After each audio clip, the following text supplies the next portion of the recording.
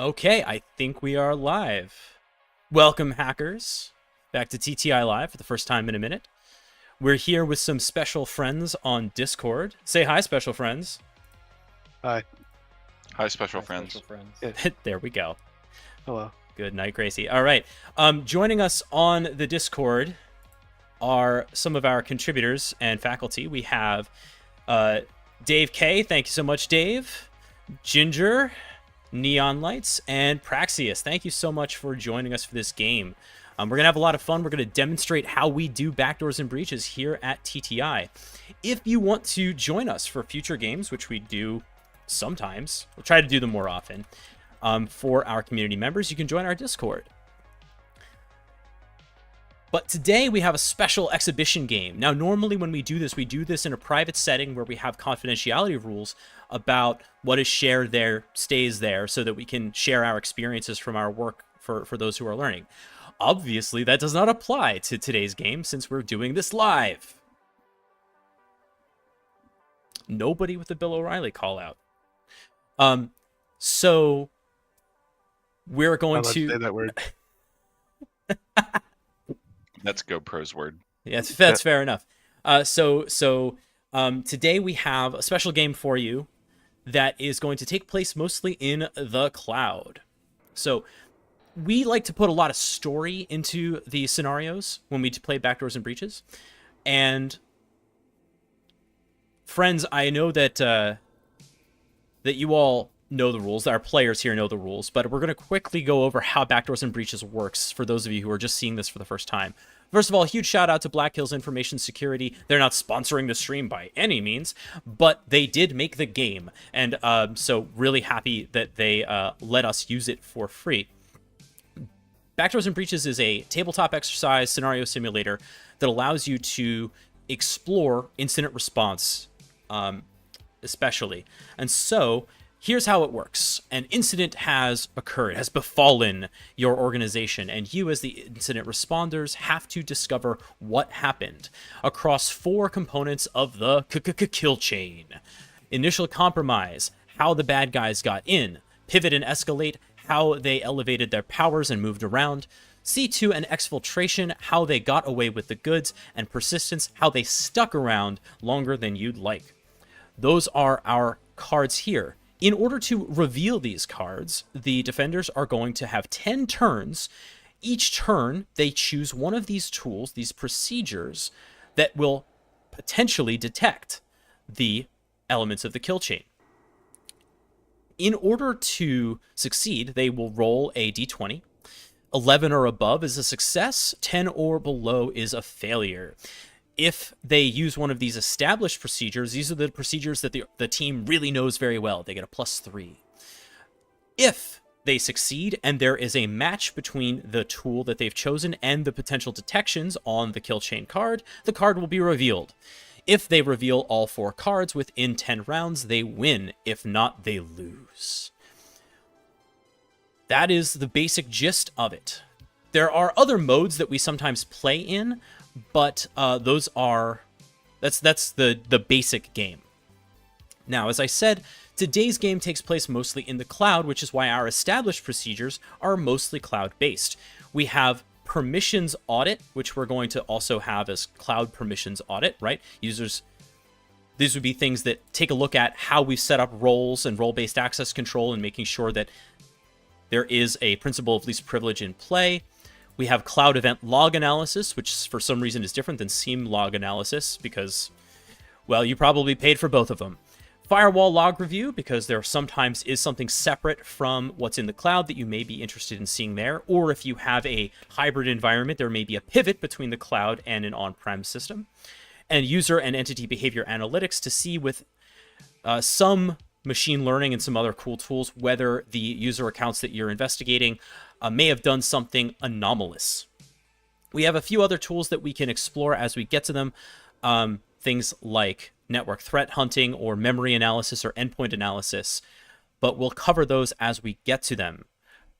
Discord players, do you have any questions before we get started with our scenario? What's the cloud provider? For this one, we're going to do Microsoft Azure. Okay. That's a great question. It's been a while since I played, but are we still following the special house rules for a few of those scenarios? That is a super good question. So TTI has a couple of house rules for some of the cards because they don't actually have detective mechanisms in the game. So yes, let's talk about this briefly. Excuse me. So we have isolation, which is where we actually are able to lock down the environment even more.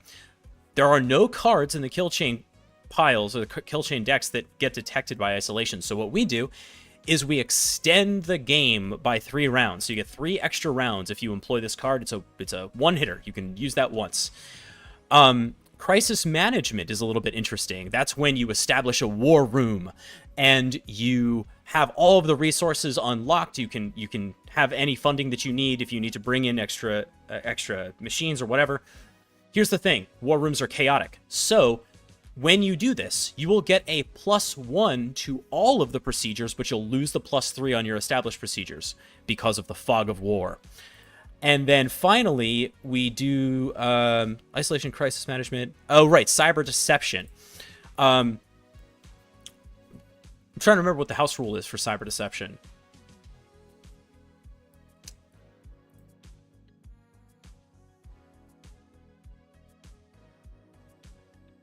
I think it gives you a +3 on your next roll, but then a -2 on your next 5 or something like that. In order to, so you can catch them in a honeypot, but then the attackers improve their techniques. All right, so are we ready to begin our scenario? Are we running with incident captains? Thank you. Thank you, Brax, for remembering how I made this game work.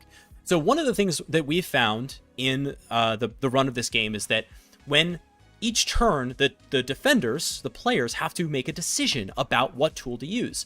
Sometimes that needs a little bit of a push. Sometimes we need somebody to finally say, we're going with this. And for that, we implement what's called an incident commander, which is the final decider for each turn, and we rotate who that is every turn. So yes, I would like to do that for this game. Who would like to be our first incident commander?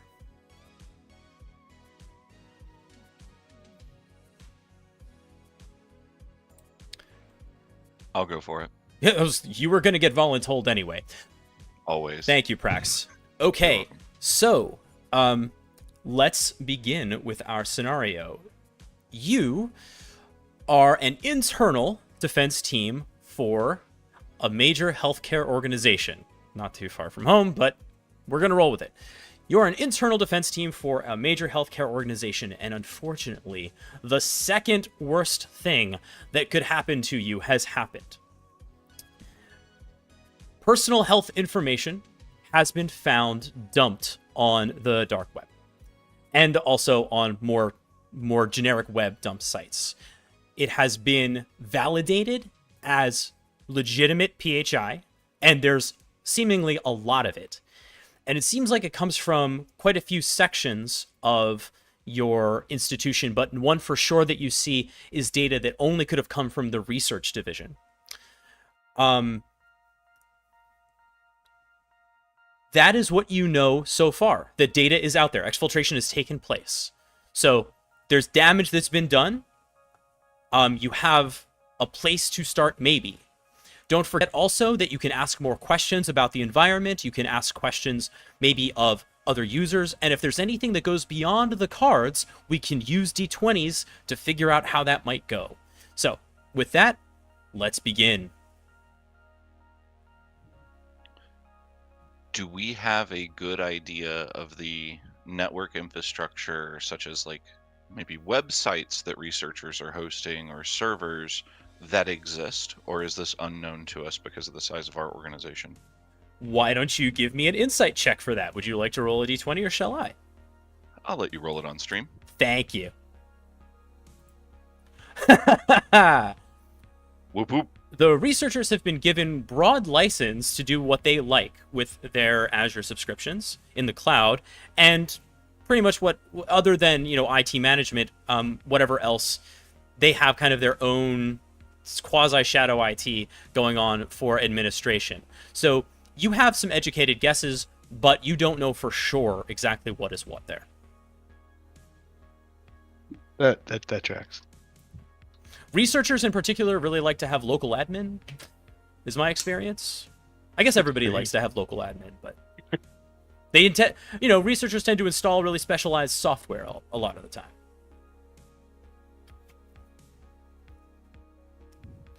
All right.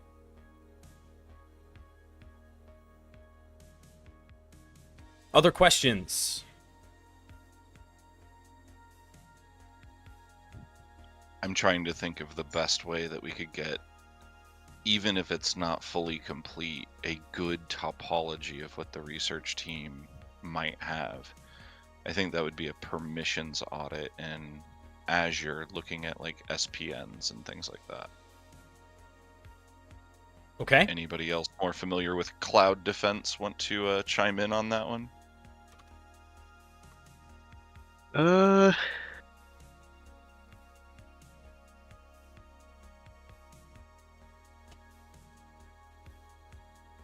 Some of this is really just a critical thinking exercise, too, right? You have access to samples of the dumped data, right? Because the samples for the sale are available. Couldn't we just look for like large exploitation of data through cloud event log analysis? Ooh, that's a very good one. Okay, so how would you do that? You'd roll a d20. Yeah, but which procedure would you... Oh, for cloud event log analysis. I see what you're saying. Okay. Yeah, that looks good. I concur. What do you think, Prax? Yep, we're going for a cloud event log analysis, looking for... Oh, wait a minute.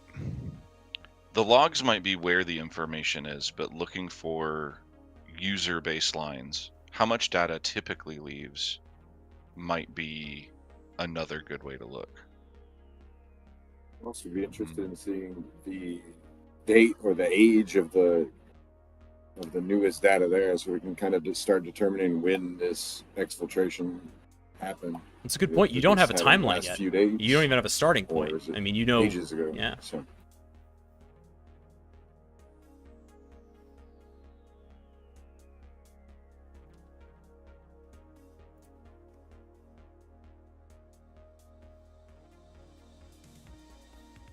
Data analysis is not one of our procedure cards. Well, I think you could do that in cloud event log analysis or Okay, something like that, yeah. right? Let's go for it there. So tell me Try and start specifically building what that. you're looking for. If I know any file paths or services that this data would have come from, I would be looking at access logs for those, as well as any copy, even, if it's just from one S3 bucket to another. I would like to see where that data has been touched and where it's been shuffled to. Okay. All right. All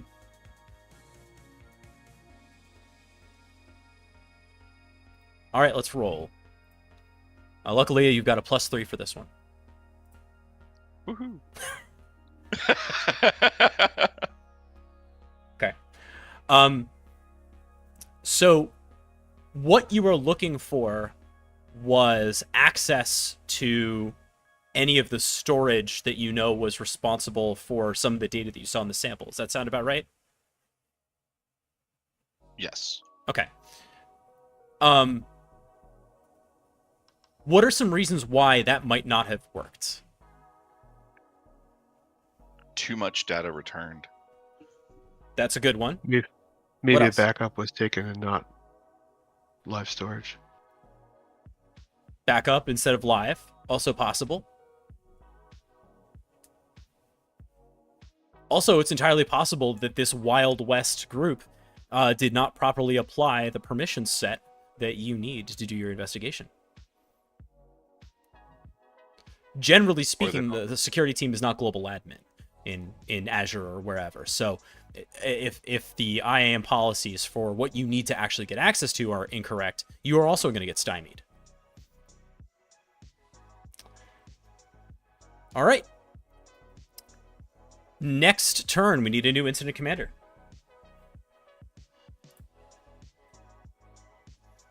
I nominate Ginger. All right, Ginge. Yeah. Yeah. I mean, I think Brumbo's right. Maybe we should do permissions audit. To see if we can at least figure out if we have the proper permissions, and at the same time, like, get a good hold on who would have the permissions to do sort of whatever. Okay. Any consent, dissent?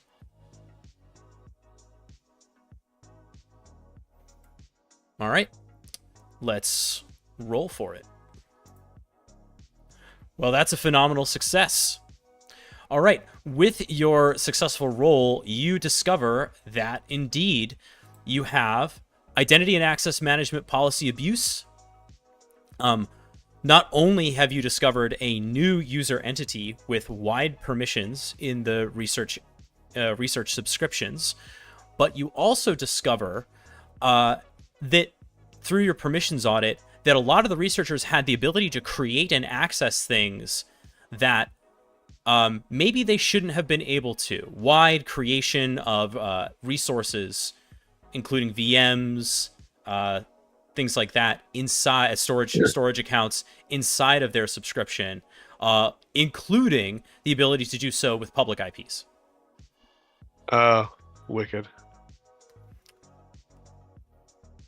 Okay. And no, I think so you also have now from your audit the list of users who had access to some of the data that you saw in the sample. Okay. So I would select a new incident response leader now. That's right. Brumbo, you're up.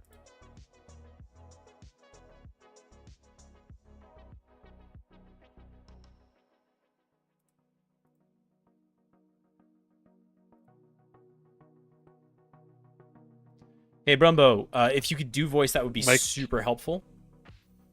But yeah. I can do voice, I'm just shy. Okay, thank you. It's appreciated. Let's try user analytics on the IM user we found. All right. That's fairly self-explanatory, but could you explain why you're doing that?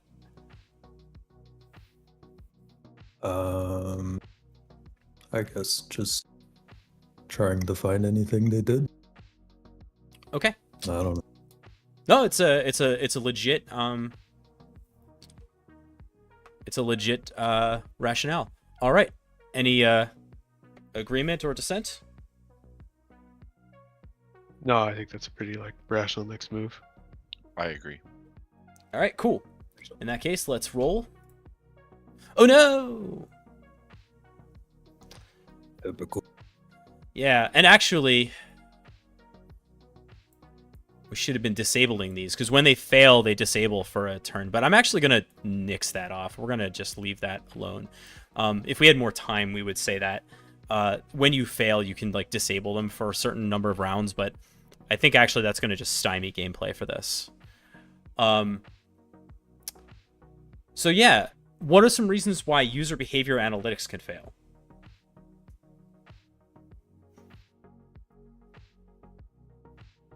It's volume. Say more. Well, depending on the age of the user, for example, we didn't say how long ago the user was created. If they've been around for a while and they're just accessing a bunch of different things randomly, it can be hard to tell what's benign, what's not benign, kind of stuff. One of the things that I always like to say about this one, user and entity behavior analytics, is that these are not the tools that you actually use in production for UBA. I don't know, I get why they're on here, but that's not. In real life, you're going to use something like Splunk Enterprise Security. It costs a lot of money, or Darktrace, or something like that. It's going to cost a lot of money. It takes a lot of resources, and it's all dependent upon training a machine learning algorithm on what is normal in your environment. So, first of all, that takes time to train appropriately and to fit the model.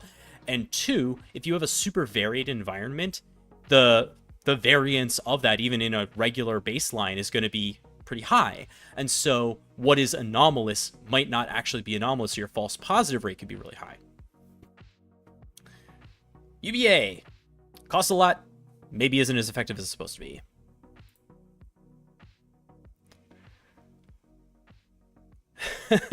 Raise your hand if you've gotten a Dark Trace vendor email. Raise your hand if you've attended a Dark Trace pitch. Oh, hey, Theo. Good to see you.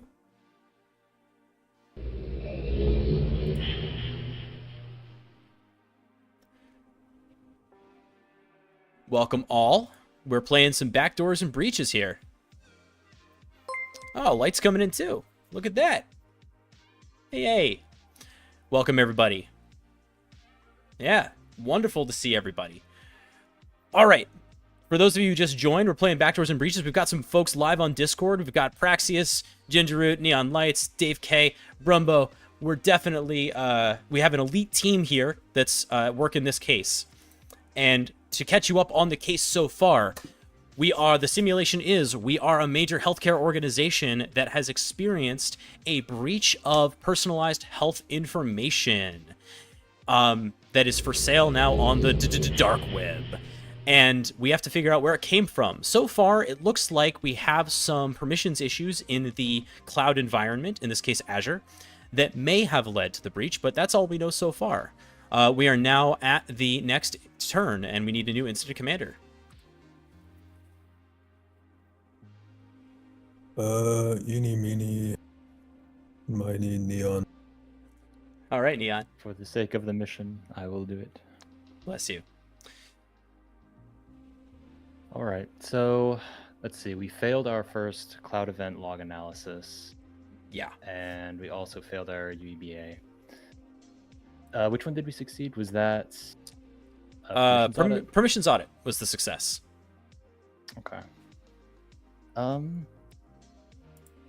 I guess we're still looking for how the data got out. Mhm. So would the network threat hunting an analysis be useful there? It could very well be, if you tell me what you're looking for. I guess largely what we were looking for in our cloud event log analysis, so any large exfiltration of data that would be out of the norm, or from any of those researchers from that division, from their devices. Okay. Or from the account that was created, correct? Right, yeah. Right. Yeah. Okay. Well, we'll see how we do with this. Yeah. We'll roll. Very good. Okay. With a roll like that, I'm gonna give it to you, but I'm gonna tell you how you got there because it's a little bit tricky. When you started looking for massive data out, right? Outbound from the edge, and so the way that your cloud environment generally works is that you've got, what is it, Azure Express Route, right? You're peered so that most of your data actually does go out your firewalls, right? If you were to spin up an Azure VM in Azure, if you do it right, rather than getting a public IP by default, you're going to actually go out your real front door so that you can track all of that traffic correctly. Does that make sense? Yeah, it makes sense. Okay. It also makes sense from a security architecture standpoint, and it means that you don't have to pay for cloud firewalls as much. It's a really, like, ExpressRoute is a pretty crazy technology, and it allows this hybrid environment to work very well. But one of the things you notice is that you're not seeing any traffic of the scale that you would expect based on the size of the dump that's being reported. You're not seeing that data. And so you got to ask yourself, how could I not see that data? If it's out the door and maybe we know when this account was created, we've got like a reasonable time frame. How could you possibly not see the data leave? how could you miss it if you were looking at the firewall out the front door? Yeah, I guess the only possibilities would be if it had been distributed so it wasn't, like, depending on how long Right, low and slow. the compromise happened. Yeah, just low and slow, or it's not going out the firewall. It's not going out the firewall. That's the other. That's right. When the obvious, or what's the Holmes quote? Prax, help me out with that. Or a covert channels or in chunks. Yeah, absolutely. But thinking about this and remembering that in your permissions audit, you discovered that these users had the ability to create storage accounts with public IPs, you think, oh no, because that could go out the front door. And sure enough, what you discover then is access to a newly created storage account that was set up for authenticated access with that newly created account directly out from there. So they were just hitting the Microsoft endpoint for that storage account to get the data, not going out your front door, which is why you didn't see it originally. Now, had you rolled lower than a 19, you would have just missed that. But because you did roll so well, the negative space was in fact a clue for you. In this rare case, absence of evidence was evidence in and of itself. Thank you, Prax. The quote I was trying to and failing to get at was, when you have eliminated the impossible, whatever remains, however improbable, must be the truth. All right, very good job.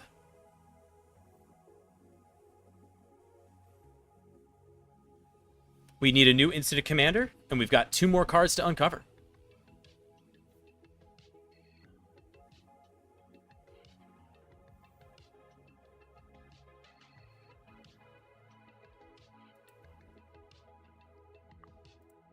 I think Neon was the last commander, and I Oh, don't do think I Dave assign has it? a chance. Yeah.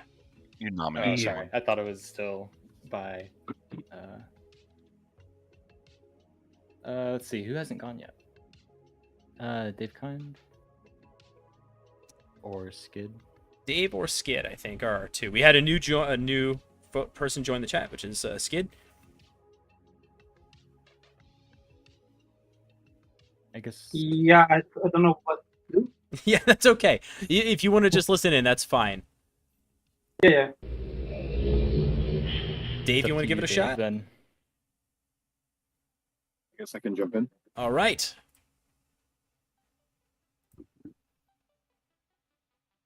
Thoughts, anybody? I mean, Well, we know how they access the data. We know how the data was taken out. So we're looking for initial compromise or persistence. So, And what sorts of questions would we want to ask to find that? So the information that we have, as well as we have these spurious user accounts from the detection, or the second one, right? you know what? Hey Taggart, how are the researchers doing stuff? Are they using Azure CLI on enterprise assets and stuff like that? Why, yes, they are.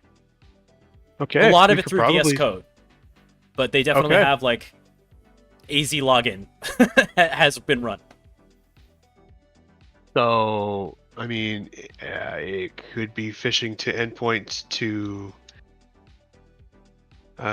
VS Code as initial compromise, or just stolen creds to. Is there MFA? Yes, there is. Okay.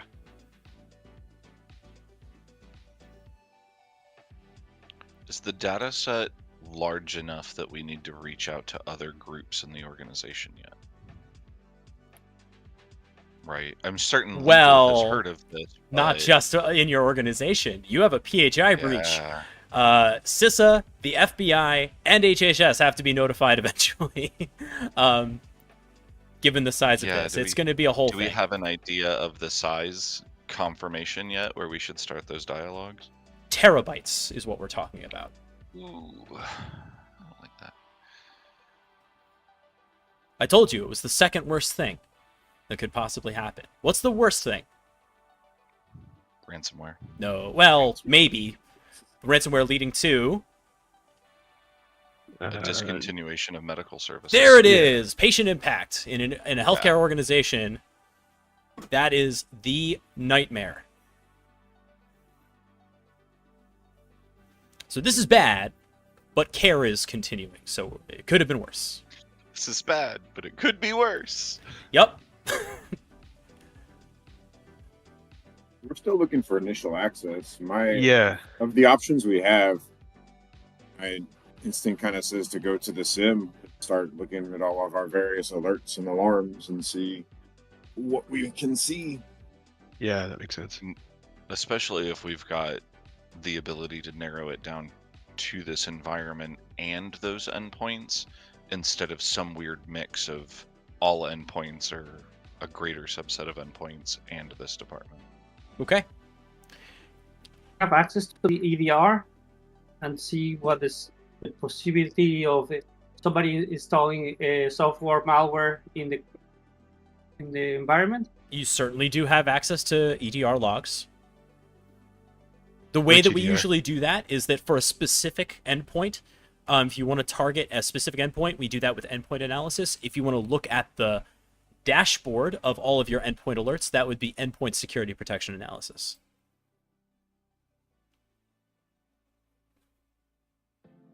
Yeah, I think that would make the most sense. We don't know which specific researcher, so we don't really know which specific asset or anything like that. So we'd have to take Okay. what we know to narrow it down a little bit.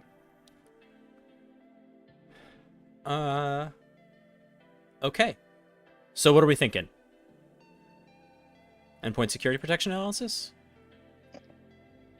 Makes sense to me. Then we Okay. can narrow down a specific endpoint. Alrighty. Not too shabby. All right, so with endpoint security protection analysis, what you get is pretty strange. Luckily, you did have through this, you correlated some bizarre domain visits actually with something that you saw in your initial cloud event log analysis, which wasn't useful at the time, but now is, which is a login from a specific researcher from an unknown or a bizarre location. And it was a successful login. Now, these are remote workers. That's totally reasonable. But here's the thing. When you visit that, and then once you follow up with additional research on this user, including looking at that endpoint, what you discover is that they did, in fact, click on a fish. But I want to tell you a little bit about this fish because it's pretty interesting. It seems targeted. The fish was an alert from... It was disguised as an alert from Microsoft Azure that their command line credentials were about to expire and that they needed to take immediate action to renew those credentials so that their tools could continue to work. Now, that might sound pretty weird, but remember that these are researchers, not IT professionals necessarily. So while they are using, with elevated permissions, cloud assets, they may not have all of the requisite security training, especially about cloud stuff. And I want to kind of show you what this fish did. Yeah, I was gonna say I'm pretty sure I've seen that fish. Well, we were talking about this a couple days ago in the Discord. There is a component of the browser API called the File System Access API. And you can disguise the way that you request permissions to the file system a bunch of different ways, but you can prompt the user to give those permissions. Now, here's the cool thing, but also the confusing thing about the File System Access API. Some directories are protected. So for example, if I try to open, let's say, my documents folder, I will be told that I can't because it contains system files. But if I attempt to open, say,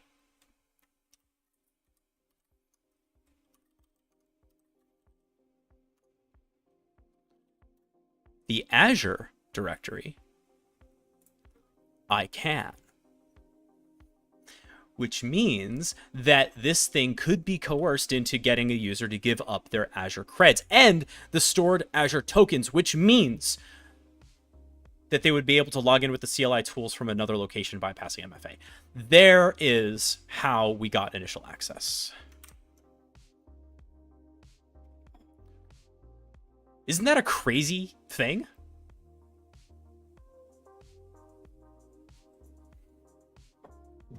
I feel like Super Song of crazy. Silence needs to play behind that. I mean, I laughed at it when it was in the Discord a couple days ago, and it's still funny. In case you were curious, the .ssh folder is protected. Wait, no. It's protected in like Vivaldi, but not in Chrome, I think is what Will Dorman and I figured out. 10 out of 10. So you can also just extract SSH keys with this. You coerce a user to maybe give up SSH keys. You'd have to be pretty clever about it, but you know, this is the situation where I think like an overprivileged developer or researcher like something like that would be the most vulnerable to an attack like this.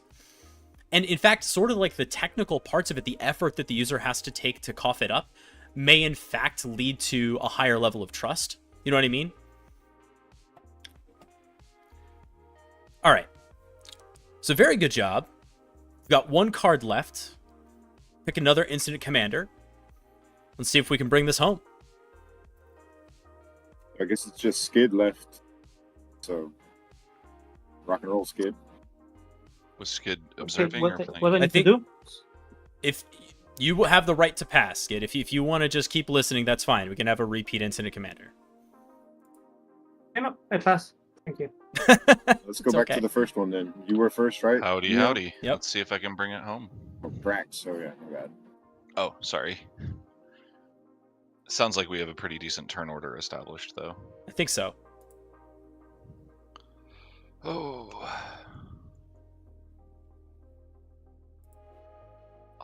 I need help thinking through our tools for looking for persistence. Would a recap of the situation help? It would. Okay, so what we have is we know that a specific researcher had their Azure CLI credentials compromised. Those credentials were used to create a new user account SPN that had as high permissions as that original user. That was used at least to create a secondary storage account in Azure that had public access or authenticated access, but from a public IP. And although you haven't yet done this particular search, ostensibly data from the original sources was copied over to that new storage account, and that was your exfiltration. And you kind of had that evidence from the fact that you didn't see it go out the front door, but you did see the access to that new storage container. So what you're looking for really is persistence, if there was any kind of persistence, because even though you do see one login from that remote location, you don't see a lot more. And so you're kind of wondering what else could possibly be around so that the user would have had, or the attacker would have had an easy way to maybe execute these commands.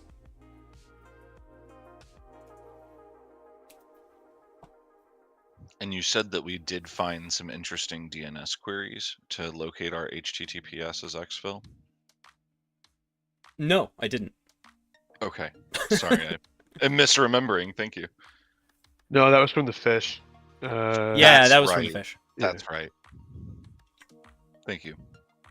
So, I mean, if we have this researcher who's compromised, they lost their tokens, I would definitely be looking at I'm what would it be? thinking- Cloud event log analysis to see what they could have created in that resource group.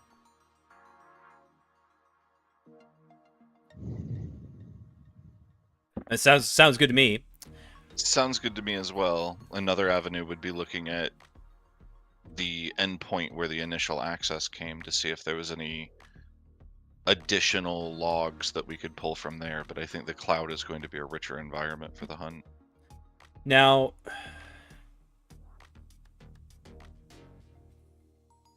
for this one, Tell me exactly what you're looking for.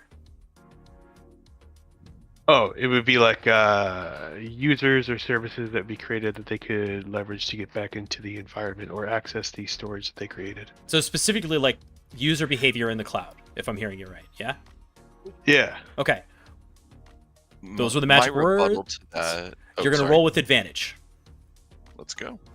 which means for those of you who aren't D&D nerds, we're going to roll twice and take the best or the better of the two. Okay? And it is a +3 anyway because it's one of the established procs. All right, nat 20 was your second roll. Woohoo. Now, there are injects in the game. I tend not to use them because they tend to interrupt play rather than promote it. But I'm curious what this inject was, so what was the inject that we got? Gross. Third-party code library compromised. That's not quite what's going on, although it's not what's going on. Okay, so with that phenomenal roll, you discover that, first of all, you see this user executing all of these commands, but the source IP address is internal to the cloud subnets. And you wonder, how could that possibly be true, right? They didn't create a VM. You don't see that happen. But somehow the attacker was able to establish persistence in the environment in such a way that it was a little bit more hidden. What you finally do discover, though, in the logs, is that they updated an existing container image used in the Kubernetes cluster. And that container image, upon further inspection, contained a backdoor that allowed remote code execution and, of course, had those users' permissions inside of it, which allowed them to execute code via the Azure CLI from a source IP that looked like one of yours, but in a way that's a little bit more subtle than just creating a VM. And that, my friends, is the kill chain. You have discovered what happened, and now you have a lot of fun conversations to have with federal agents and regulatory commissions and a lot of paperwork to do to figure out what the eventual impact is going to be and how much more funding you're going to get for the next fiscal year to make sure this doesn't happen again.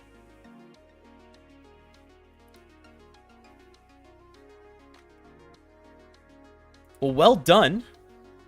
We don't always succeed in these games, but you did with flying colors. Any questions about the scenario? If we had done endpoint analysis on the researcher who was originally phished, would we have seen the commands to change that container image on the endpoint? No. No. Okay.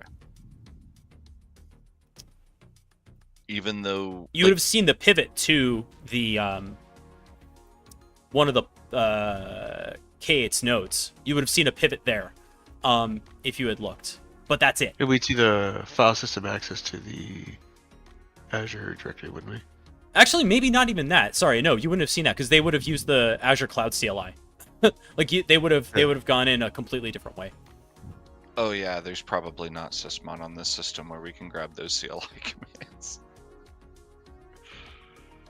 That's a question I need to answer myself. Like, if you fire up the Azure Cloud Shell, where is that logged? It's got to be somewhere in the Azure event logs. But I will have to look because that's interesting. the logging on that is not as rich as I would like it to be across all providers. Yeah, for sure. I mean, it's an ad hoc VM under the hood is what's going on, right? Or it's a container, I think, in that case. I haven't looked that closely. Yeah.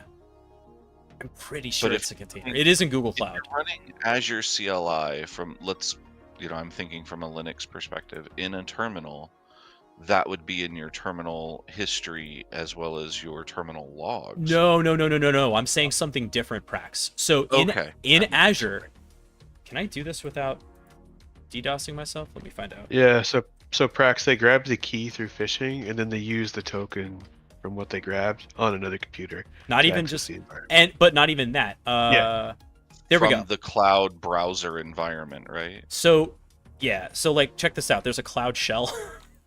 This. No. Right? That's what I'm talking about. where they're able to basically spin up, I think it's a container, but if not, it's a VM, ad hoc. And that is how they were gonna execute those commands, pivoting from there then to the Kubernetes host, and then to rebuild that image. Then that gave them persistence in the image and the eventual rerun of the container.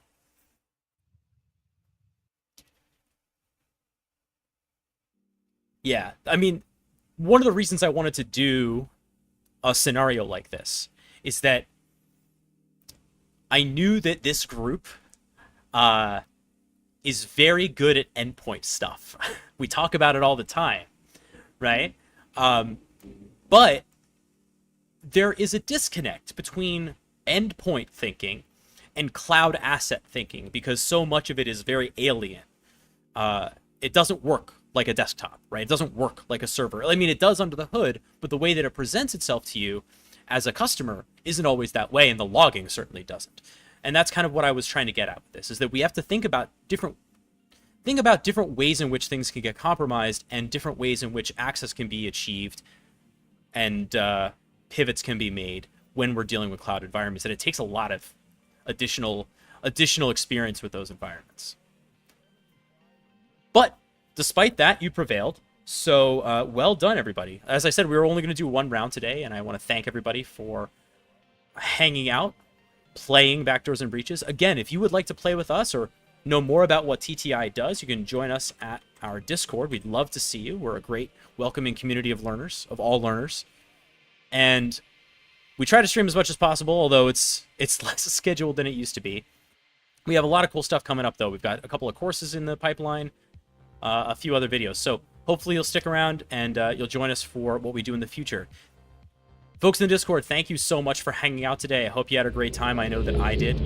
And until next time, friends, please be good to yourselves, be good to each other, and happy hacking. We'll see you next time.